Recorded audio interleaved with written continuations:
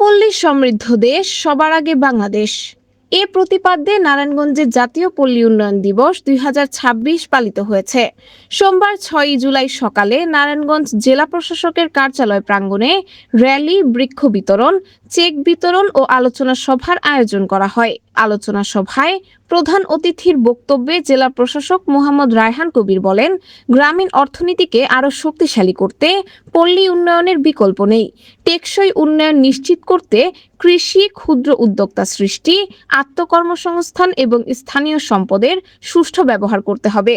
তিনি আরও বলেন, সমবায় ভিত্তিক উদ্যোগের মাধ্যমে একাধিক ব্যক্তি যৌথভাবে ব্যবসা শুরু করতে পারেন। বিআরডিবিকে দরিদ্র জনগোষ্ঠীর দোরগোড়ায় সেবা পৌঁছে দিয়ে তাদের জীবনমান উন্নয়নে ঋণ ও প্রশিক্ষণ কার্যক্রম আরও কার্যকরভাবে পরিচালনা করতে হবে। আলোচনা সভায় বাংলাদেশ পল্লী উন্নয়ন বোর্ড, নারায়ণগঞ্জের কর্মকর্তারা পল্লী উন্নয়ন কার্যক্রম, আত্মকর্মসংস্থান সৃষ্টি, দারিদ্র্য হ্রাস এবং গ্রামীণ উন্নয়নে সরকারের বিভিন্ন উদ্যোগ তুলে ধরেন।